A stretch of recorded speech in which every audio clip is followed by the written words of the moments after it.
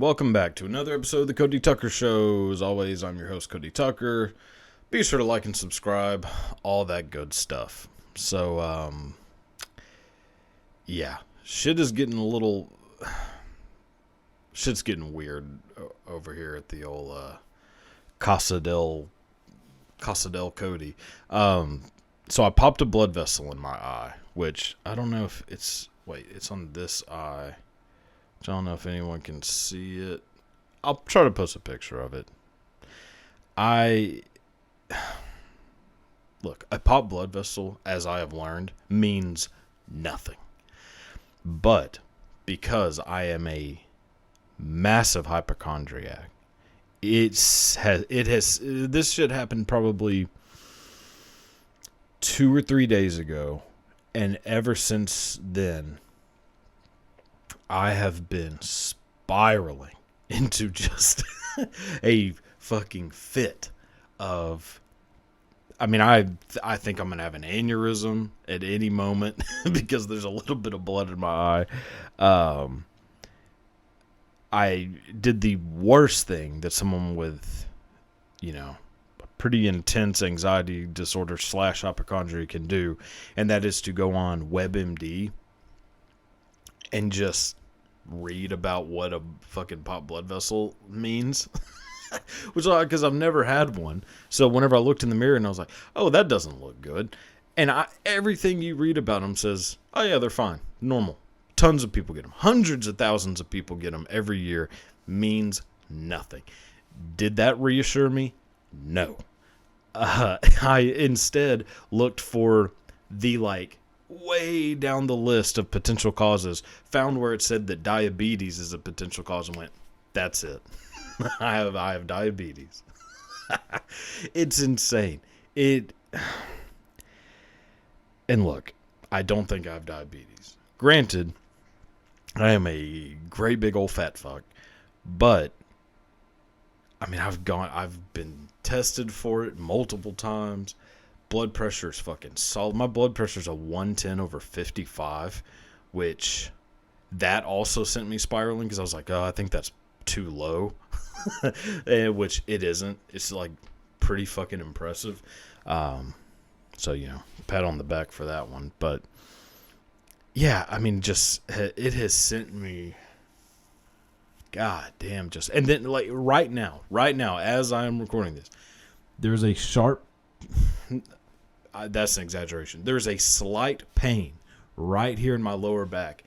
And as I'm doing this, I'm also playing in my head a vision of me in the future being on dialysis because of kidney failure. My brain is somehow telling me that my kidneys are failing because there is a slight, not even a pain, it's just this slight, it feels, it's a pulled fucking muscle. That's all it is. Probably the same thing that caused the goddamn blood vessel to pop.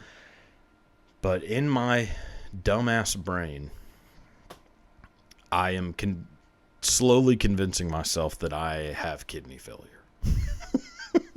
So I guess I'll be starting a GoFundMe soon for my potential brain aneurysm / diabetes / kidney failure / which anytime I feel any kind of slight fucking pain in my chest, which is usually on the off chance that I do work out, of course I get sore in my chest, and I 100% of the time go to, oh, you're having a heart attack.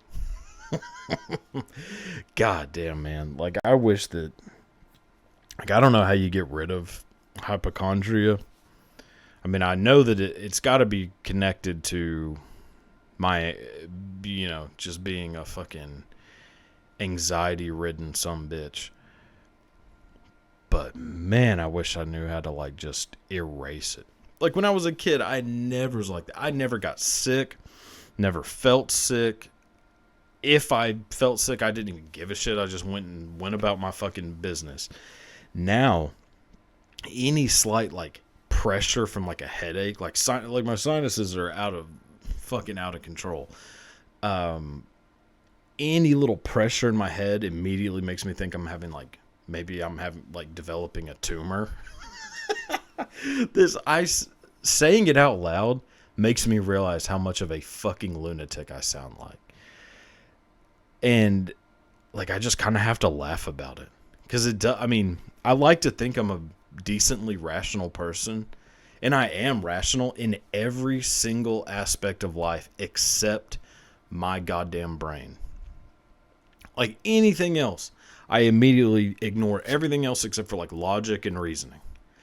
I try to take all emotion out of everything. But when it comes to this son of, like, I can't do it for whatever reason. Like, I erase all of that logic and reasoning and just go to what is the worst possible scenario that could happen right now. And that is the reality of what must be happening to me. Boy, oh boy. It is fun being inside this old noodle. So, that's enough, pity party on the old CT. So, let's see. What's been going on in the world? So, have to start things off on a bit of a somber note. Old Raquel Welch died. God damn, man. Look, was Raquel Welch, particularly talented? No. Was she one of the hottest women to ever live? Yeah. Jesus. And, and a lot of women, like when you look from like in the 60s and 70s, I think that's when women started getting hot. Because before that, like, you have the exception of like Marilyn Monroe, which Marilyn Monroe's really not like if Marilyn Monroe worked at a fucking Outback Steakhouse, she'd probably be the third hottest woman there. Yeah, it's just she wasn't that hot. I mean, there's a few exceptions, like Jane Mansfield, smoking fucking hot, but also was banging the dude that made the Church of Satan. So, I mean, hot people tend to be fucking crazy. So, I guess that makes sense. But in like the 60s and 70s, I mean, they just started like getting this like peak of just Jesus, women being hot as fuck. And Raquel Welch was number one. I still think, without a doubt, the hottest woman who ever lived. So that's why she's memorialized on the old wall. She'll be missed. Look, she was 82, and I was looking at pictures of her, because I was like, I wonder what the fuck Raquel Welch looked like at 82. Still smoking hot. Like, I mean, in general, I already have a thing for older women. Probably a bit of a Oedipus complex. Except not with my mom, because my mom kind of looks like fucking Mel Gibson. Like kind of a mixture of Janine Garofalo and actually like a mix of Janine Garofalo and Lethal Weapon Mel Gibson. Like a combo of the two. So probably not much of an Oedipus thing. Although me and my dad, in general don't get along, so I guess there is some of that. But, yeah, Raquel Welch, hot as shit. Older women in general, hot as fuck. So, you'll be missed, but, that's life. What else is going on in the world? So, apparently it has been, like, confirmed that COVID originated in a Chinese lab, which, yeah, no shit. I mean, the Department of Energy came out and made a fucking, like, it just kind of shows that the government is really it's a waste of money and a waste of time. For it to take like 3 years, when did COVID start? 2020? Yeah, so about almost exactly 3 years for you to figure out what everyone on the planet already knew. Like, I knew that, and I am just basically a dumb hillbilly, white trash bastard, yet I knew this shit came from a fucking lab in China. And And that's not the fault of it. Which, the whole fucking, like, Asian hate thing is wild. Because, I mean, to just hate somebody who may or may not have even come from the place where this shit came from. On the off... I mean, what the fuck... Anyways. It's a rabbit hole I probably shouldn't be going down. But, it is fascinating that that's even somehow news. Like, yeah, also Abraham Lincoln was shot. So, you might as well print that in the fucking newspaper that, hey, President Lincoln just got shot in the head. Granted, it was, about 170 years ago, but whatever. Yeah, I don't know. Wild shit. I have been doing a lot of... So, I've been listening to a lot of Kid Rock recently, which really shriveled my nuts to admit out loud. But it shouldn't, because you know what? I think it's just embedded into my white trash brain to love Kid Rock's music. I can't help it, man. I fucking can't help it.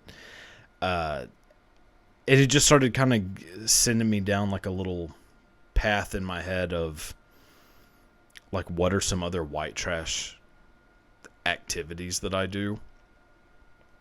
And one thing I found out that most people... So I found out that this is not a thing that everyone in the world does. But I piss in my yard way more times than I piss in my toilet.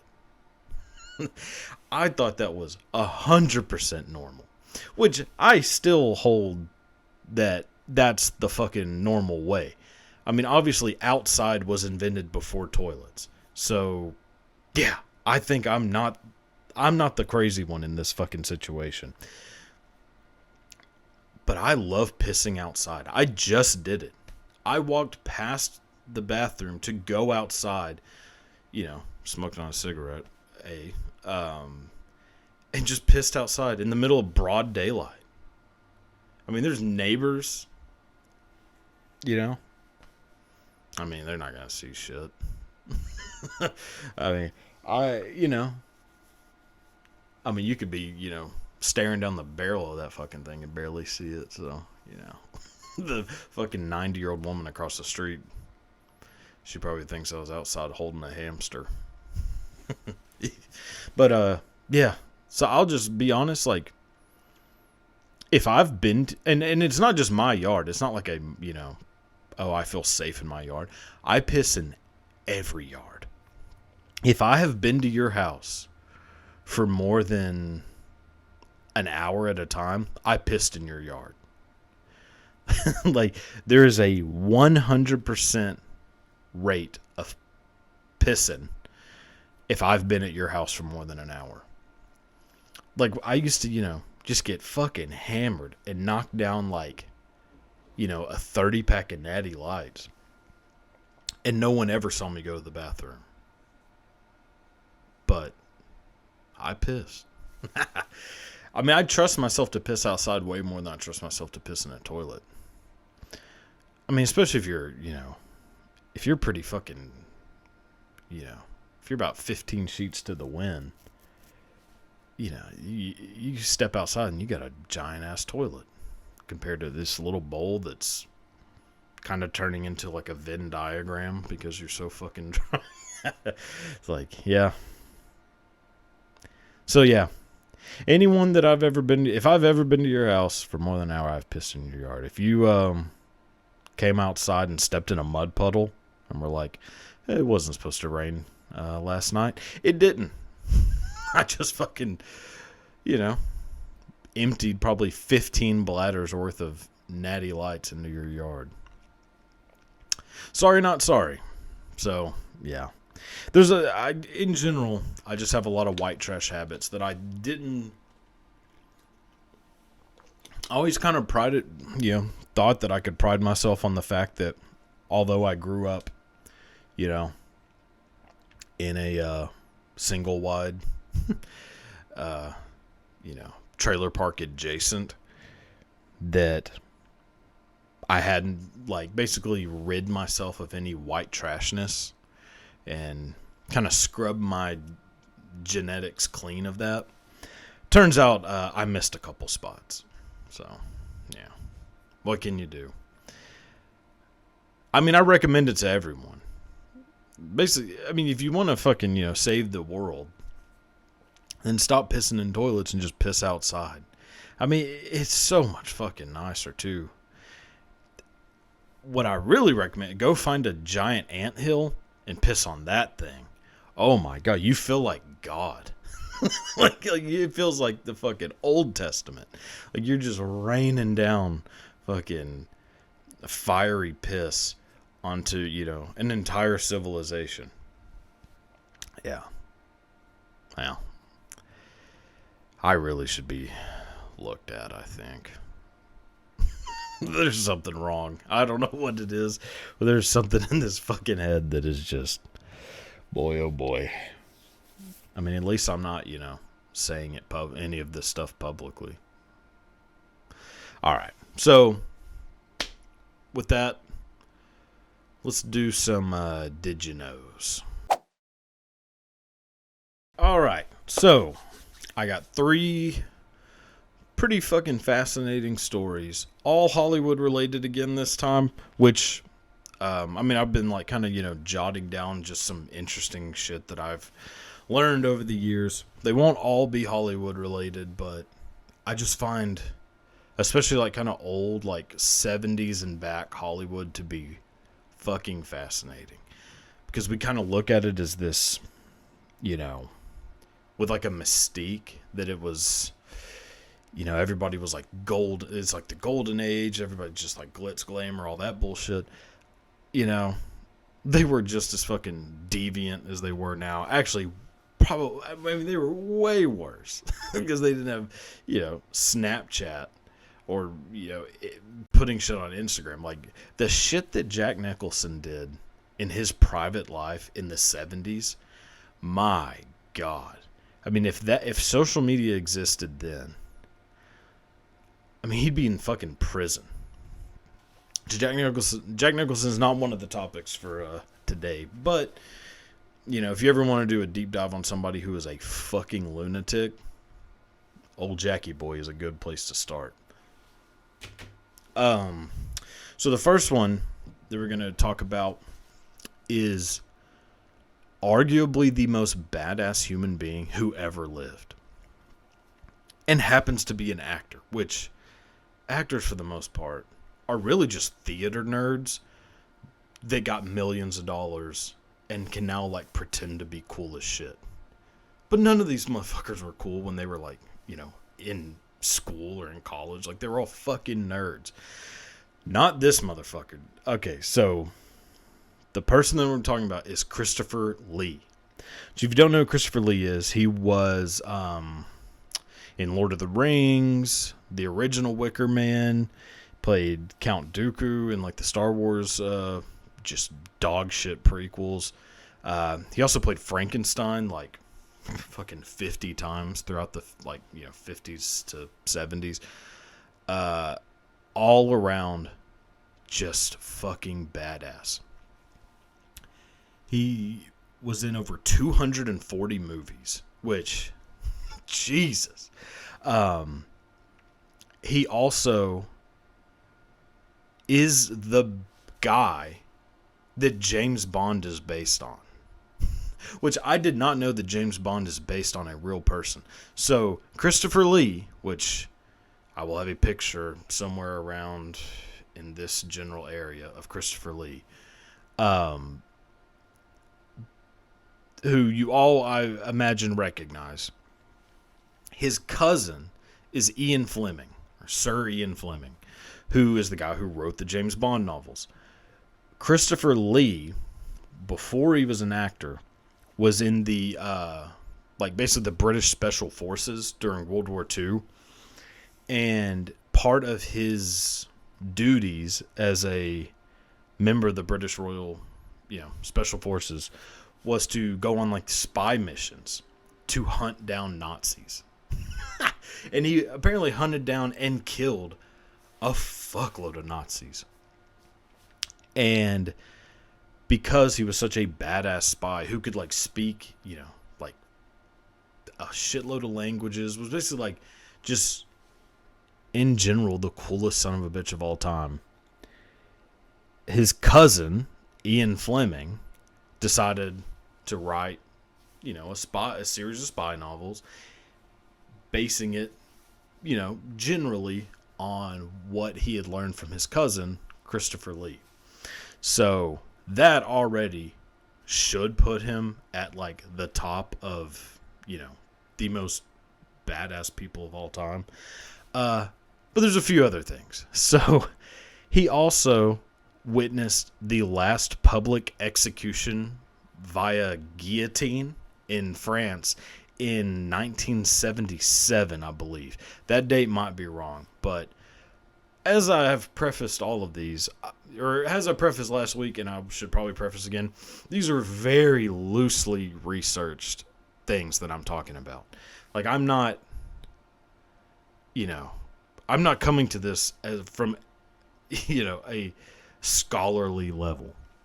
Like, basically, I read some shit online, kind of sort of checked it, and it sounded cool, so now I'm talking about it. And I expect you to do the same. You know, who gives a fuck about fact checking? I mean, how can you really ever know if anything is real? So you might as well just, whatever sounds cool, tell that to people. But his cousin is Ian Fleming, and Ian Fleming wrote James Bond, fucking about a spy. Christopher Lee was a spy. You know, you can make the goddamn connection. So he also, and I'm pretty sure 1977, because I think it happened like right after Star Wars came out. So the last public execution with a guillotine happened after Star Wars was out.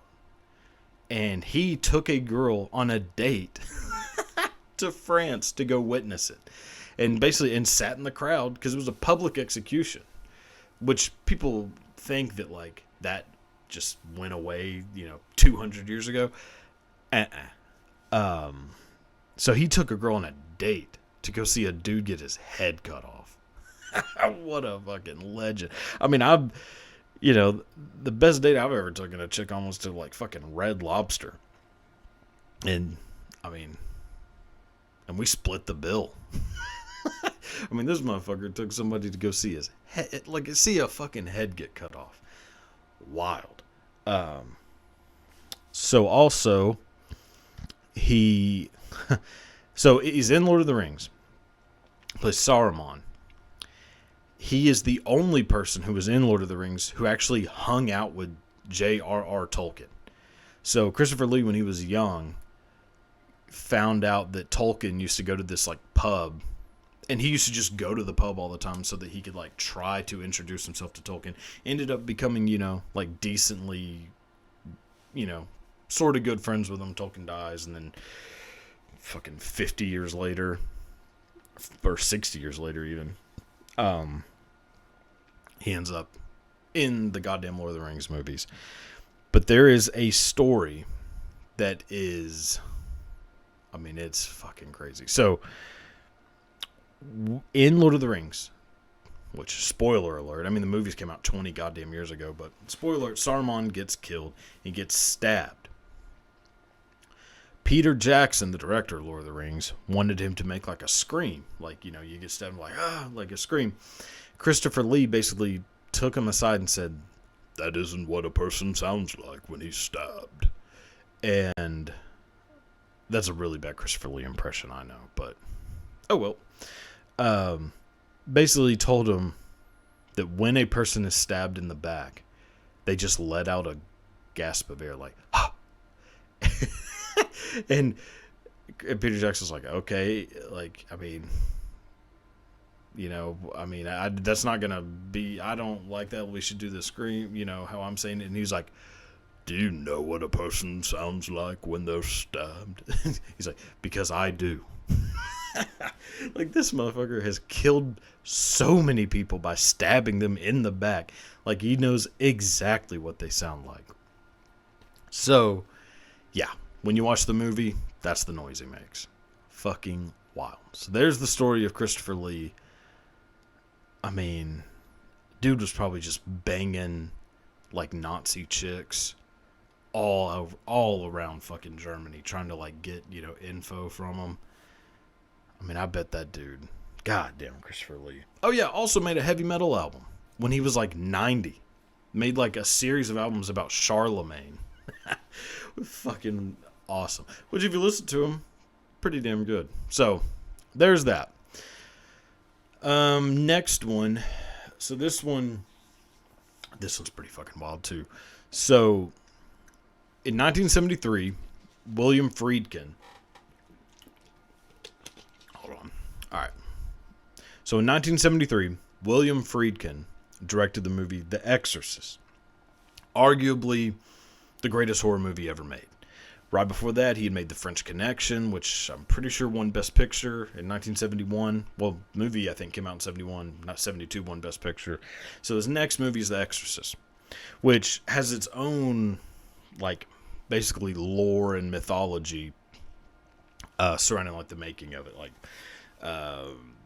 Linda Blair, who plays Reagan, the little girl, she snapped her back while they were doing one of the scenes. A lot of the people died, like, pretty soon after making the movie. There was a fire that burned a bunch of the shit, like, that just happened randomly, couldn't be explained. A lot of kind of suspicious stuff happened during the making of The Exorcist. And a lot of that is, like, very well known. Like, there's tons of documentaries about, the crazy behind-the-scenes story of The Exorcist. But one thing that is even crazier, because it's real, and is somehow not really well known, is that in The Exorcist, William Friedkin has this scene where Reagan, played by Linda Blair, goes to the hospital and gets like a spinal tap done.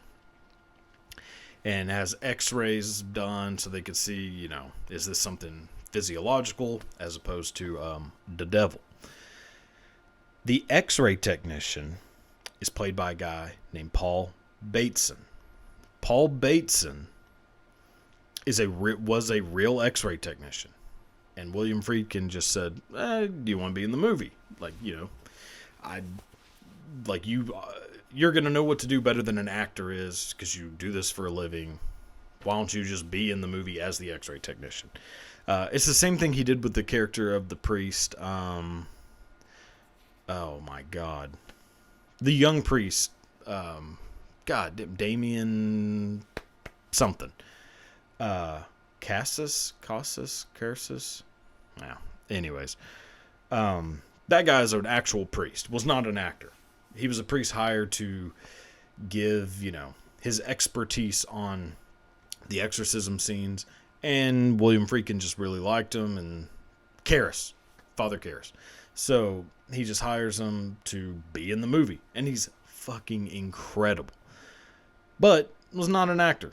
Not an actor at all. And really, I don't even think acted ever again other than like in the third Exorcist he plays same character, Father Karras. So anyways, Paul Bateson is the x-ray technician in the movie and is a real x-ray technician. Right after that movie is done filming, Paul Bateson gets arrested and convicted of murdering a gay journalist in New York City. Like, brutally murders this journalist. And goes to prison. Meanwhile, William Friedkin is now working on his next movie. A movie called Cruising. Which, if you haven't seen Cruising, oh boy. It's basically a 2-hour 9 Inch Nails video where every dude is like dressed like Rob Halford from Judas Priest. And there is a scene in particular where a guy that kind of looks like Rob Halford is greasing up his arm with Crisco while a guy is on like a sex swing and he is about to, yeah. So I highly recommend people watch Cruising because it is fucking nuts. But Cruising is a movie that is based on a series of murders that happened throughout the 70s in New York City called the body bag murders. And the body bag murders were these murders of people within like kind of the gay underground of New York City, like the kind of leather bars. Again, Nine Inch Nails, Judas Priest. Just picture that in a bar. That is like the names of the bars were like the fucking lead pipe, the muffler. I don't know. Like it's, oh yeah, weird shit. The Eagle's Nest, I think, is one of them. So these people, throughout New York City, just start getting murdered by someone, and they keep finding the bodies in trash bags. So hence the name, body bag murder.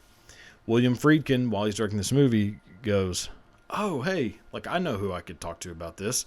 The guy that I hired in The Exorcist, Paul Bateson, he fucking killed a gay dude. So, I could go hang out with him in prison, ask him about it, sort of develop, a more of an insight for what Al Pacino's character is looking for in the movie Cruising. So he goes, talks to him, blah, blah, blah. Paul Bateson starts revealing more information than what people thought he would have. So he was really, good at giving his expertise on the subject, because he, turns out, was the body bag killer. And that this dude had not only killed the journalist, the gay journalist who he was arrested for, but also during that time, while they're filming The Exorcist, was going around just murdering, a lot of dudes. I can't remember the full number, but it's a lot. So, he's murdering people the whole time they're making The Exorcist, even after they're done filming it, until he gets arrested.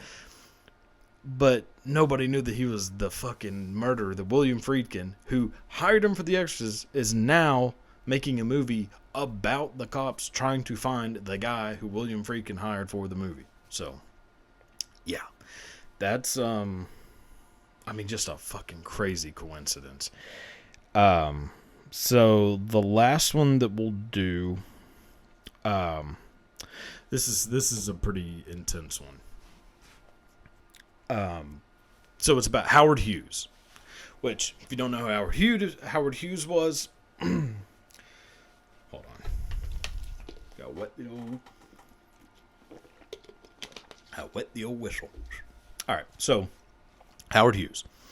If you don't know who Howard Hughes is, he's a dude from Houston who, in the early 1900s, basically inherited a shit ton of money from his dad, who his dad made some kind of invention that worked in the oil field, with oil rigs, and it made him a millionaire. Howard Hughes kind of furthers those inventions when he's really young and makes even more money, inherits all the money, moves to Los Angeles because he wants to become a filmmaker. Becomes obsessed with the kind of new age of motion pictures, which were at the time fairly new. So Howard Hughes ends up producing quite a few movies, one of which is a movie called Hell's Angels, which, not about the biker club, but about pilots during World War I believe. And it ends up being, I think, nominated for an Oscar. It ends up being a massive movie, but it was super ahead of its time, because they had cameras strapped to planes, and there's actual dog fights filmed, and this movie came out in, I think, the 20s. So just super impressive. So Howard Hughes, automatically his name just gets skyrocketed. People are like, who the fuck is Howard Hughes? And he kind of already gets this reputation of being a bit off. He ends up producing even more movies. One movie that he produces is a movie called The Conqueror, which boy, is a rough movie to watch now. So it is a movie that has kind of gotten a little bit of notoriety in the last, I'd say 4 or 5 years, because it stars John Wayne as Genghis Khan. Which, if you're thinking, but Genghis Khan isn't white. That is correct. Genghis Khan is Mongolian. But they just basically told John Wayne to, squint your eyes a little bit, and we'll give you a little mustache and Voila. Oh, and don't change your voice whatsoever. Still, hey, you Mongolians. I am Genghis Khan. Yeah, my John Wayne impression is not very good. It's more Forrest Gumpy than John Wayne, but whatever. So to film the scenes that look like they're in the desert, like the Gobi Desert of Mongolia, Howard Hughes tries to find like some property that he can basically lease out for himself to use.